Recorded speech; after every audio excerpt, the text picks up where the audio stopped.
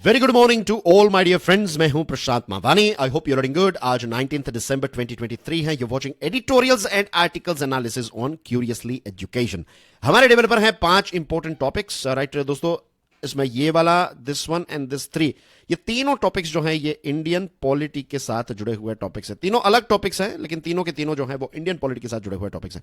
तो काफी सारी इंटरेस्टिंग चीजें जो है वो आज आप ये तीनों आर्टिकल्स में सीखने वाले हैं। ये वाला आर्टिकल इकोनॉमी के साथ जुड़ा हुआ है, ये वाला जो है वो जुडिशियल वैकेंसी के साथ जुड़ा हुआ टॉपिक है। राइट, तो this are the 5 topics that we are going to talk about. लेकिन सबसे पहले एक interesting positive quote of the day. The truth is that leadership opportunities are plentiful and within reach of most people।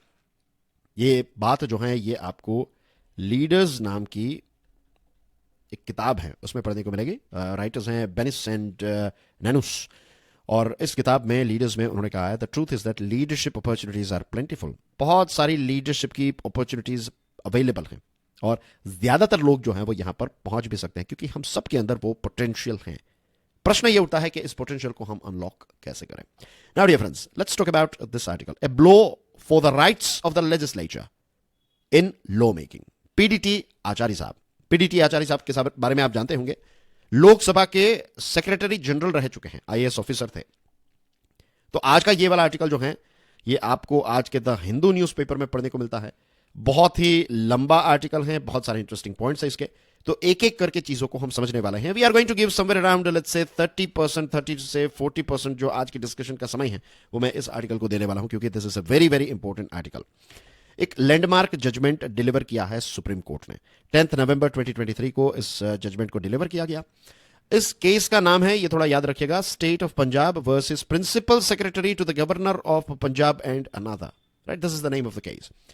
CJI chief justice of India DY Chandrachud साहब ने ये जो article 200 है ना, इसका एक क्रिएटिव इंटरप्रिटेशन दिया है। I am sure you know article 200 जो है वो कॉन्स्टिट्यूशन ऑफ इंडिया का वो आर्टिकल है जो गवर्नर के पावर्स और गवर्नर और जो बिल हैं लेजिस्लेटिव असेंबली से जो बिल गवर्नर को दिया जाता है साइन करने के लिए, तो उसके साथ जुड़ा हुआ एक आर्टिकल है आर्टिकल 200।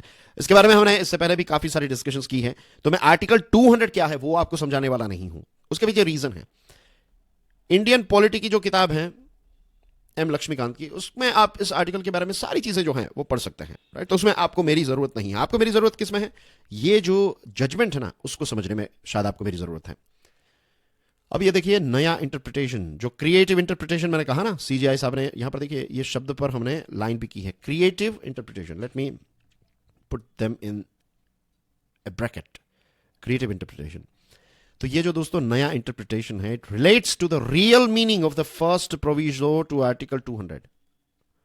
वो क्या कहता है ये आर्टिकल 200, इसका फर्स्ट प्रोविजो जो है, तो इसका इंटरप्रिटेशन सीजीआई साहब ने किया है that the governor may send the bill back to the assembly with a request for reconsideration of the bill as a whole or the certain provisions thereof। ये बातें आपको पता होगी कि गवर्नर के पास ये पावर है, वी नो।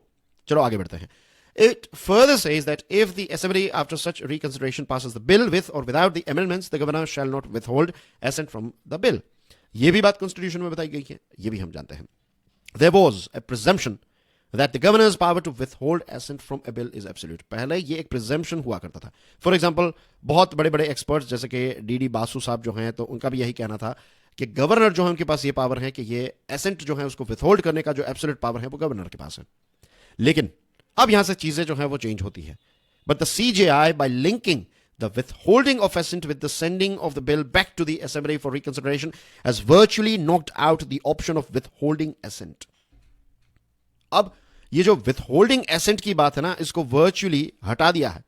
सुप्रीम कोर्ट ने क्या कहा कि भाई आपके पास बिल आता है, अगर आपको लगता है बिल बराबर है तो ऊपर यस कर दीजिए, अगर आपको लगता है कुछ चेंजेस चाहिए तो ये बिल जो है उसको आप वापस रिटर्न कीजिए, उसमें कोई चेंजेस करने हैं जो भी स्पेसिफिक चेंजेस करने हैं या फिर पूरा बिल अगर चेंज करना है लेजिस्लेटिव असेंबली को वापस दे दीजिए। अब लेजिस्लेटिव असेंबली से आपको जब बिल आएगा ना तो उसको आपको पास ही करना है, उसमें कोई ऑप्शन नहीं है। Needless to say that through this judgment the CJI in far sighted approach has protected the rights of the legislator in matter of the law making and in fact the entire constitutional system from the depredations of unelected governors. अभी तक हमने देखा ना Tamil Nadu, waste Bengal, फिर दूसरे ऐसे राज्यों के अंदर भी ऐसी सिचुएशन में देखने को मिली थी कि जहां पर केरला ऑफ कोर्स, राइट, जैसे जैसे नाम याद आएंगे I will give you examples. तो ऐसे कुछ राज्य हैं जहां पर बीजेपी नहीं है, तो गवर्नर्स जो है वो तो बीजेपी के द्वारा या फिर आप समझ लीजिए ना कि सेंट्रल गवर्नमेंट के द्वारा, प्रेसिडेंट के द्वारा ही अपॉइंट किए जाते हैं और प्रेसिडेंट जो है वो प्राइम मिनिस्टर की सलाह पर ही काम करते हैं। तो बेसिकली जो बीजेपी का आदमी है उनको गवर्नर बनाया जाएगा। और ऐसा नहीं है कि बीजेपी ने ही ये चीज स्टार्ट की। जब नरेंद्र मोदी साहब गुजरात के चीफ मिनिस्टर थे तो उस समय पर कमला बेनीवाल नाम के हमारे गवर्नर थे गुजरात के, तो उनके बीच में, क्योंकि उस समय पर यूपीए की सरकार थी, कांग्रेस की सरकार थी सेंट्रल में, तो बेनीवाल गवर्नर बेनीवाल जी और मोदी साहब के बीच में काफी सारे इश्यूज जो है वो उस समय पर देखने को मिलते थे।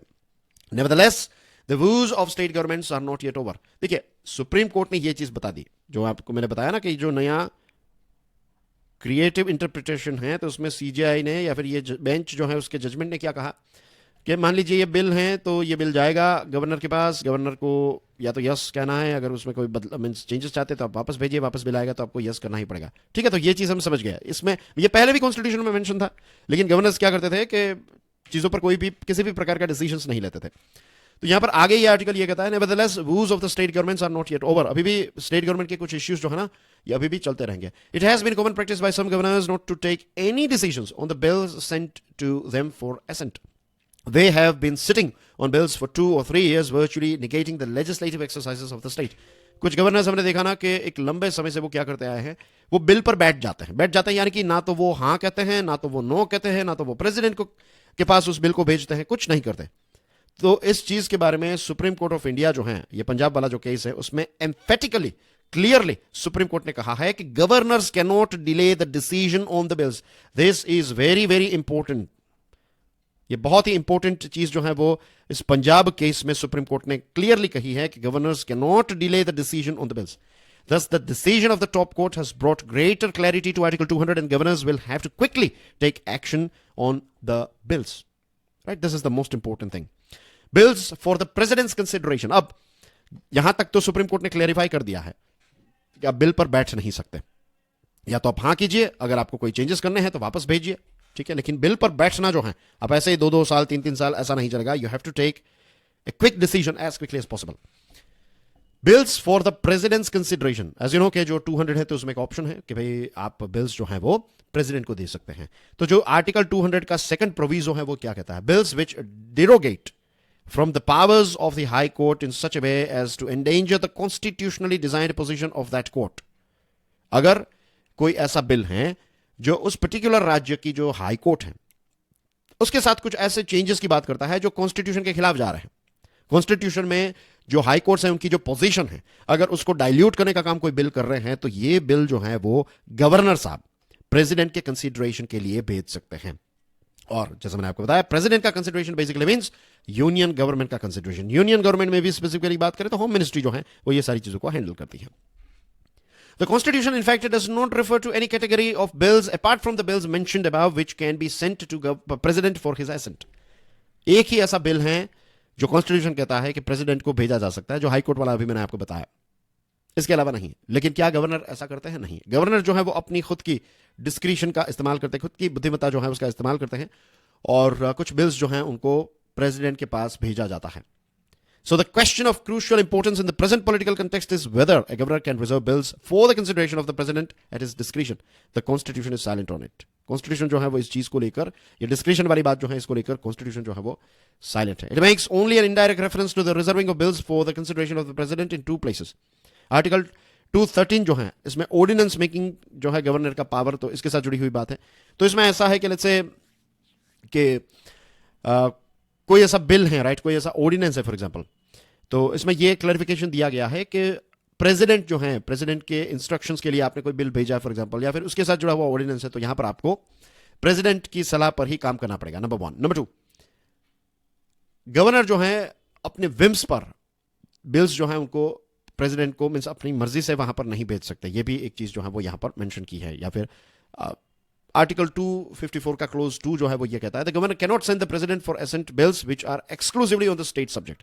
अगर बिल्स स्टेट सब्जेक्ट के साथ जुड़े हुए हैं तो फिर आप प्रेसिडेंट को नहीं भेज सकते, राइट। अगर कोई ऐसा बिल है जो कॉन्करेंट सब्जेक्ट को टच कर रहा है, लेकिन अगर सेंट्रल गवर्नमेंट के जो लॉज हैं तो उनको वायोलेट या फिर उनके खिलाफ नहीं जा रहा है, तो ऐसे बिल्स को भी आप वहां पर नहीं भेज सकते। अगर कॉन्करेंट सब्जेक्ट का कोई टॉपिक है और उसमें सेंट्रल गवर्नमेंट ने कुछ लॉज बनाए, तो उन लॉज को हटाकर या फिर उनको कमजोर बनाकर कोई स्टेट नए लॉज बनाने की बात करे, तो ऐसे बिल्स जो है वो आप प्रेसिडेंट को भेज सकते हैं, ठीक है। और अगर लेट्स से कि कोई भी बिल है, लेजिस्लेटिव असेंबली ने कोई बिल जो है वो गवर्नर को भेजा, तो अगर ये बिल जो है इसमें कुछ गलतियां हैं या फिर कोई भी इश्यूज हैं, तो it is not the personal responsibility of the government. ये गवर्नर, राइट, ये गवर्नर की पर्सनल रिस्पॉन्सिबिलिटी नहीं है, ये गवर्नमेंट की है। इलेक्टेड सरकार जो है उसकी गलती है। और अगर कोई बिल या फिर कोई लॉ कॉन्स्टिट्यूशनली वैलिड है या नहीं है, तो वो तय करने का काम जो है वो कोर्ट का है। ये ना तो गवर्नर का काम है ना तो प्रेसिडेंट का काम है, उनका ज्यूरिसडिक्शन ही नहीं है। ये कोर्ट डिसाइड करेगी कि कोई लॉ कॉन्स्टिट्यूशनली वैलिड है या फिर नहीं है, right. It will be decided by court. हाँ, एक फिल्टर के तौर पर एक अच्छी चीज होगी कि अगर जो है जेन्युइनली गवर्नर्स जो हैं वो उस पर्टिकुलर राज्य के लोगों के हित को ध्यान में रखते हुए अगर काम करेंगे, तो अगर कोई बिल में गलतियां होगी या फिर कोई ऐसा इश्यू होगा, तो वो अच्छी तरीके से डिस्कस जो है वो किया जा सकता है ना, सीएम के साथ, उनकी टीम के साथ। लेकिन एज वी नो कि यहां पर तो पॉलिटिकल एक दुश्मनी निकालने के लिए, पॉलिटिकली उस पर्टिकुलर राज्य के चीफ मिनिस्टर या फिर इलेक्टेड गवर्नमेंट को परेशान करने के लिए इस प्रकार की एक्टिविटीज जो है वो एक लंबे समय से की जा रही है। तो यहां पर ये जो मिसयूज एक लंबे समय से चल रहा था, होपफुली ये जो नया जजमेंट आया है पंजाब केस वाला, तो उससे चीजें जो है वो खत्म हो जाएगी। अब सरकार को भी और पॉलिटिशियंस को भी पता चलना चाहिए कि लोग भी इससे परेशान हो चुके हैं और कोर्ट जो है उसने भी इस पर एक स्टैंड लिया है। तो अब इसका इंप्लीमेंटेशन हो जाए। लेट्स होप के स्टेट लेवल पर गवर्नर्स और सीएम्स जो है वो मिलकर काम करें, एक दूसरे के हित को ध्यान में रखते हुए काम करें। मीन्स एक दूसरे के हित को तो मीन्स बाद में बात आती है। टू बी ऑनेस्ट, सबसे पहले उनकी प्रायोरिटी जो है वो उस पर्टिकुलर राज्य के लोग होने चाहिए, उसके बाद एक दूसरे के हित को ध्यान में रखते हुए काम करना चाहिए। That's how it should be. तो आई होप आज का ये वाला जो पहला आर्टिकल है ना वो आपको समझ में आ गया होगा। Legislative decline, denial of legislative debate furthers democratic backsliding in India. अभी सिक्योरिटी ब्रीच हुआ ना हमारी पार्लियामेंट में। देखिए, सबसे पहली बात तो आप ये समझ लीजिए कि ये जो सिक्योरिटी ब्रीच हुआ है, this is not acceptable at all. It is illegal. First of all, ये बराबर है नहीं। किसी भी प्रकार का प्रोटेस्ट करने के लिए इस प्रकार की चीजें करना जो है that is not right. Number one thing, ये चीज क्लियर हो जानी चाहिए। अब ये एक बात हम समझ गए, तो अब हम ये समझते हैं कि पार्लियामेंट में ये जो सिक्योरिटी ब्रीच हुआ, कुछ इंडिविजुअल्स ने वहां पर पहुंचकर ये जो चीजें की, तो क्योंकि वो प्रोटेस्टर्स जो हैं उनका कहना यह है कि अनएम्प्लॉयमेंट को लेकर सरकार डिबेट करे, डिस्कशन करे, एक बहुत बड़ा इश्यू है, पब्लिक इंपॉर्टेंस वाला इश्यू है। तो यहां पर एक बात और पैदा होती है, एक और चीज हमें सोचनी चाहिए कि अगर हमारी पार्लियामेंट में हमारे जो एमपीज हैं, याद रखिए I am not talking about हमारी गवर्नमेंट, राइट, हम सरकार जो रूलिंग पार्टी उसकी बात नहीं कर रहा हूं, मैं बात कर रहा हूं एमपीज के बारे में। इसमें रूलिंग पार्टी के भी आ गए, ऑपोजिशन के भी आ गए। तो अगर हमारे एमपीज ने, हमारे जो जनप्रतिनिधि हैं, उन्होंने एम्प्लॉयमेंट को लेकर अच्छी डिबेट, डिस्कशन, ये सारी चीजें पार्लियामेंट में की होती, तो लोगों के अंदर इतना गुस्सा नहीं आता। This is also something that we need to keep in our mind. Farmers, जो फार्म लॉज थे 3, तो उसमें सरकार ने डिस्कशन नहीं की और इसकी वजह से फिर लोगों ने प्रोटेस्ट किया। लोगों को पता ही नहीं था कि इतने अच्छे फार्म लॉज होने के बावजूद भी लोग इसका विरोध कर रहे थे क्योंकि सरकार ने डिस्कशन नहीं की। So this is the thing. और डेमोक्रेसी में डिस्कशन जो है, डिबेट है, डिस्कशन है, डिसेंट है, this are like pillars of democracy. तो गवर्नमेंट जो है वो अभी एक चीज नजर आ रही है कि डिबेट जो है वो कम होने लगी है और ऑपोजिशन लीडर्स जो है, तो वो भी कई बार क्या होता है कि देखिए चिल्लाना, ये सारी चीजें चलती रहती है। बीजेपी जब ऑपोजिशन में थी तो उस समय पर ये लोग भी यही करते थे। अब ये कांग्रेस और दूसरी पार्टी ऑपोजिशन में है तो वो भी वही कर रहे हैं। तो 78 ऑपोजिशन मेंबर्स जो हैं उनको मंडे को, यानी कि कल, इनको सस्पेंड किया गया। टोटल 92 ऐसे हमारे एमपीज हैं जिनको इस सेशन में सस्पेंड किया गया है। 2014 से पहले का सेशन अगर देखें तो 94 जितने सस्पेंशन जो हैं वो देखने को मिले थे। जैसे मैंने आपको बताया, the hallmark of functioning democracy is deliberation, कि जो टॉपिक्स होते हैं, जो बिल्स होते हैं, जो मुद्दे होते हैं, जो इश्यूज होते हैं, तो उन पर एक थरो डिस्कशन हो, थरो बातचीत हो। इसीलिए तो हमारे इलेक्टेड लेजिस्लेचर्स को हमने वहां पर भेजा है कि वो चीजों पर डिबेट करे, डिस्कशन करे। लेकिन अनफॉर्चुनेटली ये चीजें जो है वो नहीं हो रही है। रूलिंग पार्टी भी नहीं कर रही है, ऑपोजिशन वाले भी नहीं कर रहे हैं। तो एमपीज को यहां पर थोड़ा सुधरने की जरूरत है, उनको समझने की जरूरत है कि लोगों के जो प्रश्न हैं, लोगों के जो इश्यूज हैं, अगर आप उनको एड्रेस नहीं करेंगे तो लोग फिर अलग अलग तरीके अपनाएंगे। कोई प्रोटेस्ट करेगा, कोई इस प्रकार से पार्लियामेंट में घुस जाएगा, कोई दूसरी चीजें करेगा। सो ये चीजें हो इसलिए रही है क्योंकि इन सारे विषयों पर अच्छी तरीके से थरो डिस्कशन नहीं हो रही है। A thorough deliberation involves not just televised speeches from parliament but also debates, the utilization of parliamentary and standing committees. हमारी पार्लियामेंट में सिस्टम्स हैं कि आप पार्लियामेंट्री कमिटीज बनाएं, स्टैंडिंग कमिटीज बनाएं, तो इसमें आप एक्सपर्ट्स को ऑन बोर्ड ला सकते हैं। कोई टॉपिक है तो आप उस टॉपिक को लेकर एक्सपर्ट्स को बुलाइए, उसको पार्ट बनाइए, रिपोर्ट्स बनाइए, फिर पार्लियामेंट में उस रिपोर्ट को रखिए, फिर इस पर डिस्कशन होगी, डिबेट होगी, राइट। एमपीज जो है वो स्टडी कर आएंगे, और एक चीज मुझे जो आज रिक्वायर्ड लगती है वो ये है कि हमारे यहां पर जो 3 ये सेशंस हो चुके हैं ना पार्लियामेंट के, monsoon, winter and budget session, अब ये हटा देने की जरूरत है, राइट। 365 डेज जो है वो पार्लियामेंट चले।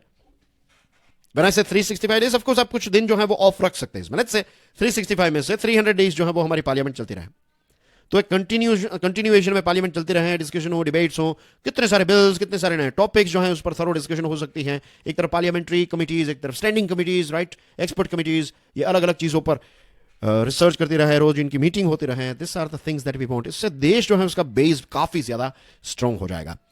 Instead, over the course of recent parliamentary sessions during the NDA's tenure, there have been multiple attempts at browbeating the opposition, getting bills passed without adequate discussion. ये एक बहुत बड़ा इश्यू जो है वो मोदी सरकार में हमें देखने को मिला है कि बिल्स जो है उनको एडिक्वेट डिस्कशन के बिना पास किया जाता है, राइट। और पार्लियामेंट्री और स्टैंडिंग कमिटीज जो है तो इनका अंडर यूटिलाइजेशन हो रहा है। This is not healthy and this is the reason कि वीडेम इंस्टीट्यूट जैसे कुछ इंस्टीट्यूशंस हैं जो हमारी डेमोक्रेसी को इलेक्टोरल ऑटोक्रेसी कहते हैं, ऐसे शब्द का इस्तेमाल करते हैं हमारी डेमोक्रेसी के लिए। क्यों कर रहे हैं? क्योंकि पार्लियामेंट इस प्रकार से चल रही है। दूसरी चीज, यूएस बेस्ड फ्रीडम हाउस जो है उसका कहना यह है कि जब सिविल और पॉलिटिकल लिबर्टीज की बात आए तो इंडिया जो है ये पार्शियली फ्री नेशन है। सो इस बात को हम डिनाई नहीं कर सकते, भले ही ये बहुत ही कड़वे शब्दों का इस्तेमाल किया है, लेकिन अगर ठंडे दिमाग से हम सोचें तो इन्होंने जो कहा है वो गलत भी नहीं कहा है। और यहां पर हकीकत में ऐसा नहीं है कि भाई आपने हमारे देश के बारे में ऐसा क्यों कहा, हमने उनको मौका क्यों दिया, यह प्रश्न हमें अपने आप को पूछना चाहिए। दूसरी चीज, अगर ऐसी सिचुएशन है तो इसको सॉल्व करने के लिए हम क्या कर रहे हैं, what are we doing to change this thing, यह प्रश्न हमें अपने आप को पूछना चाहिए, right. Number of CAG audits on union government table in parliament hits a law.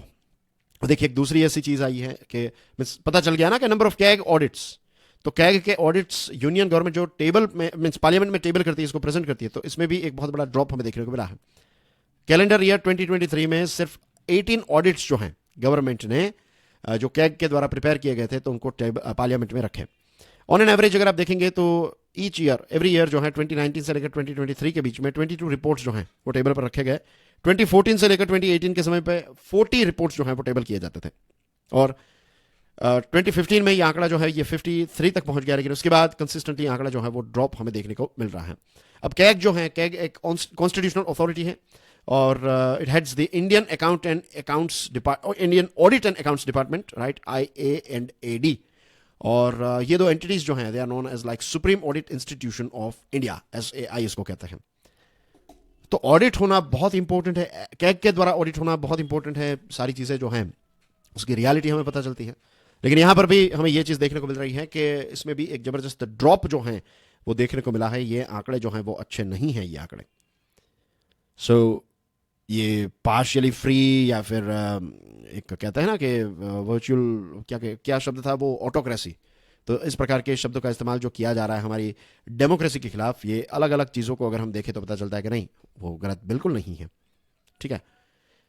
Different outlook. Western central banks are planning differently for 2024. Last week, so the major central banks of the Western world essentially indicate that they were on different paths with regard to monetary policy. Monetary policy को लेकर जो 3 बड़ी जगहें हैं, right, 3 बड़े pillars अगर आप कह सकते हैं, तो एक तो यूएसए का फेड रिजर्व है जिसको हम फेड कहते हैं, यूएसए की सेंट्रल बैंक फेडरल रिजर्व, फिर European central bank that is ECB and bank of England.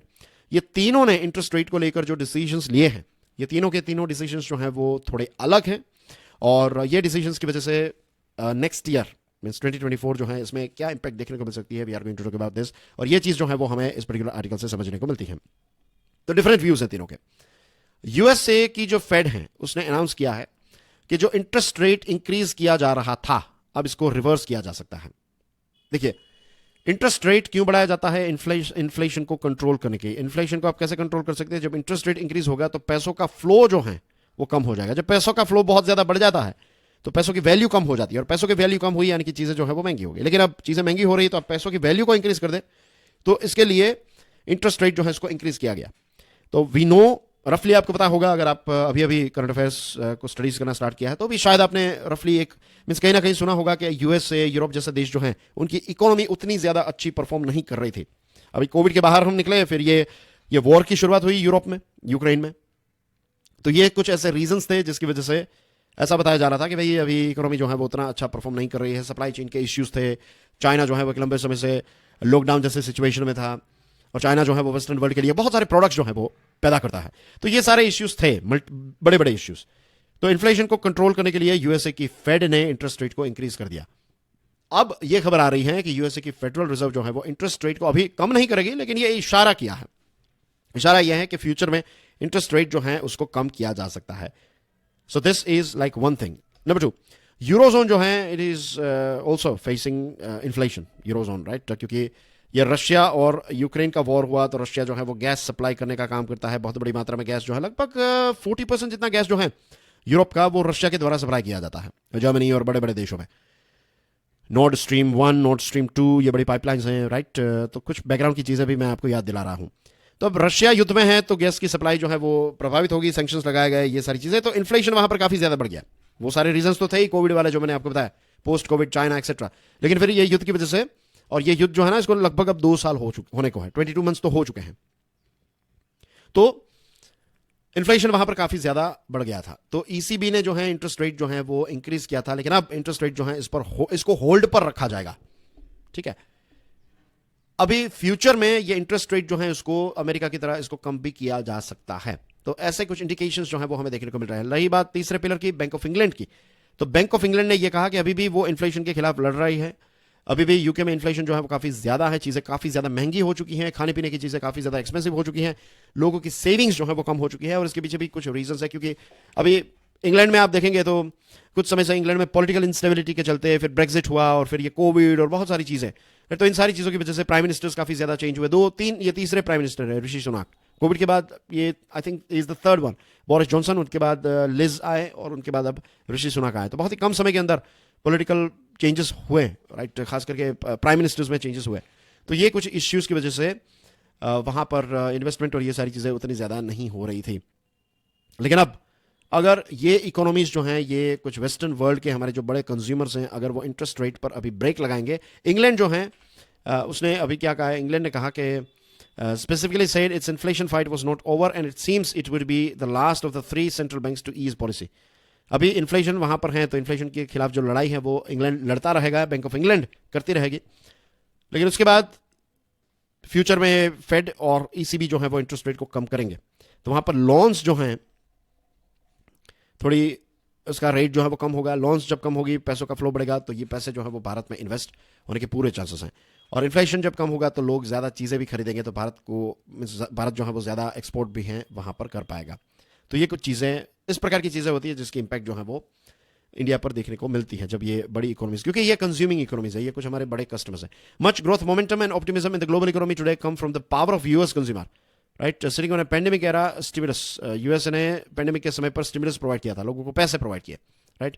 और एम्प्लॉयमेंट का ग्रोथ जो है वो यूएसए में काफ़ी अच्छा रहा है, तो कंजम्पशन में यूएसए काफ़ी आगे रहता है। तो ये कुछ ऐसी चीज़ है जिसकी वजह से भारत जैसे देशों को नए नए ऑर्डर्स जो है वो मिल सकते हैं।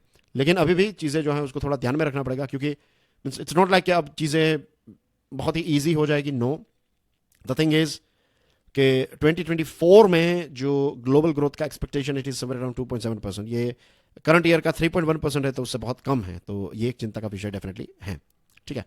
So that's basically everything as far as these 4 articles are concerned. Now let's talk about the last one and then we will be done. The ever-rising pendency of court cases in India is inextricably intertwined with the acute shortages of judges. Right? हमारे देश में इतने सारे जो cases pending हैं, उसके पीछे वैसे तो दूसरे reasons हैं, लेकिन उन दूसरे जो reasons हैं, total reasons हैं, उनमें से एक strong reason जो है, तो that is vacancy of judges, acute shortage of judges, right? और हमारी इंडियन सुप्रीम कोर्ट जो है उसने कहा कि Indian judiciary has less than 21,000 जजेस to handle case load of more than 5 crore. 21,000 जितने जज हैं और 5 करोड़ जितने केसेस जो हैं वो हमें हैंडल करने हैं, राइट। तो 4.4 करोड़ जितने केसेस डिस्ट्रिक्ट और तालुका तहसील कोर्ट्स में हैं, 61.7 लाख केसेस हाई कोर्ट्स में, और 79,000 रफली आप समझ लीजिए 80,000 जितने केसेस जो हैं वो सुप्रीम कोर्ट में पेंडिंग हैं। और 2015 से लेकर 2022 का जो रिपोर्ट है वो ये कहता है कि बैकलॉग जो है वो 59% इंक्रीज हुआ इतने समय के अंदर, राइट। और जुडिशरी जो है तो उसमें वैकेंसी काफ़ी ज़्यादा है। 1 मिलियन पॉपुलेशन में हमें कुछ चाहिए 50 जितने जज, ये ऑप्टिमम रेशियो है। और ये एक समय पर 87 का टाइम था जब उस समय की जो लॉ कमीशन है तो उसने ये रिकमेंडेशन दिया था कि 50 पर मिलियन पॉपुलेशन ये रेशियो होना चाहिए। 1 मिलियन यानी कि 10 लाख लोगों के बीच में 50 जजेस होने चाहिए। लेकिन ये रेशियो जो है वो हमारा आज भी हम अचीव नहीं कर पाए हैं। जुडिशरी और एग्जीक्यूटिव के बीच में इश्यूज चलते रहते हैं और उसकी इम्पैक्ट जो है वो हम सब पर हमें देखने को मिलती है। अब देखिए, जब चीज़ें डिले होती है ना, जस्टिस डिले होता है तो जस्टिस डिनाई हो जाता है। और जब लोगों को पता है, क्रिमिनल्स को पता है कि भाई अगर केस भी हो जाएगा तो कोई फर्क नहीं पड़ेगा, सालों तक केस जो है वो चलता रहेगा, एविडेंस जो है वो उसको मीन्स फिर एक वक्त आएगा 15-20 सालों के बाद सारी चीज़ें जो है वो चेंज हो जाएगी। तो बहुत सारे ऐसे लोग हैं जो मर्डर, रेप, दूसरे क्राइम्स करते आए हैं और वो करते ही रहते हैं क्योंकि उनको पता है कि जुडिशरी जो है उसमें आपका नंबर कभी नहीं आएगा कि लंबे समय आपको बेल मिल जाएगी, that's it, you will be out. तो अभी एक नई इंटरेस्टिंग चीज़ आई है। प्रेसिडेंट द्रौपदी मुर्मू जी जो हैं उन्होंने ऑल इंडिया जुडिशियल सर्विसेज का प्रपोजल जो है उसके बारे में बात की है। तो अगर ये चीज़ होती है, ऑल इंडियन जुडिशियल सर्विसेज जैसे यूपीएससी होती हैं वैसे जो जजेस हैं उनकी अपॉइंटमेंट के लिए, खास करके जो लोअर कोर्ट्स हैं उनके जजेस की अपॉइंटमेंट के लिए एक एग्जाम जो है वो कंडक्ट की जाएगी थ्रू आउट द इंडिया। तो इसमें बहुत सारे चैलेंजेस हैं, लैंग्वेज को लेकर चैलेंजेस है, देयर आर मेनी थिंग्स, लेकिन अभी इसका एक प्रपोजल जो है वो रखा गया है। तो देखते हैं आगे इसमें क्या होता है। अगर ऐसा होता है तो रिक्रूटमेंट जो है वो काफ़ी ज़्यादा बढ़ सकती है। वी नीड टू रिक्रूट मोर जजेस, राइट। इसी के साथ क्रिमिनल जस्टिस सिस्टम में भी या फिर जुडिशरी की पूरी जो सिस्टम है तो उसमें भी कुछ चेंजेस करने की ज़रूरत है। ई पेपर का इस्तेमाल हो, राइट, ये तारीख पे तारीख वाला किस्सा जो है वो चलता ना रहे। जजेस वैसे पूरी कोशिश करते हैं और ओवरऑल जो प्रोसेस रहती है हमारी, राइट, जजेस जो है वो फाइनली क्या करते हैं, उनके पास जो डॉक्यूमेंट्स आएंगे तो उनके आधार पर वो एक डिसीजन लेंगे। तो जो अलग अलग एजेंसीज जुडिशरी के साथ जुड़ी हुई हैं, फॉर एग्जांपल क्रिमिनल की बात करें तो वी नो के पुलिस जो है तो उनके साथ तो पुलिस में रिफॉर्म्स आएंगे तब जाकर वो चीज़ें आपको जुडिशरी में देखने को मिलेगी। तो जो दूसरे स्टेक होल्डर्स हैं, जो दूसरे डिपार्टमेंट्स हैं जहाँ पर जिसकी इम्पैक्ट जुडिशरी पर रहती है, तो इनको भी इंप्रूव करना पड़ेगा, right. You have to think as a whole unit. सिर्फ ऐसा नहीं है कि ज़्यादा जजेस आ गए तो प्रॉब्लम हमेशा के लिए सॉल्व हो जाएगा, नहीं। जजेस की पोस्ट जो है ये वेकेंट है तो इसको फिल करना इंपॉर्टेंट है, लेकिन सिर्फ उससे कुछ नहीं होगा, दूसरे स्टेप्स भी उठाने पड़ेंगे ही। And dear friends, that's basically everything in today's discussion. ये जो मैंने आपको एक कोट बताया ना लीडर वाला, तो इस चीज़ को लेकर we have launched a new course, इसका नाम है लिमिटलेस लीडरशिप। और ये कोर्स जो है ये आपको स्टडी ग्लोज के मोबाइल ऐप पर मिल जाएगा। हमारे कुछ रेगुलर स्टूडेंट्स हैं वो लाइव लेक्चर्स को देखते हैं, उन्होंने इस कोर्स को अवेल किया है और उनको काफ़ी सारा फ़ायदा भी हो रहा है इस कोर्स से। आप भी इसका लाभ ज़रूर उठाइएगा, right, it will help you a lot. And 5th session जो है इसका लाइव सेशन वो कल आने वाला है। तो before that make sure you go through all the lectures and उसके लिए आपको ये कोर्स जो है वो अवेल करना पड़ेगा। So check out study glows mobile app. So that's everything from my side, dear friends. Thank you very much for your love and support. This is Prashant Mavani. I'm signing off. I'll see you soon. Till then, God bless you all. Jai Hind.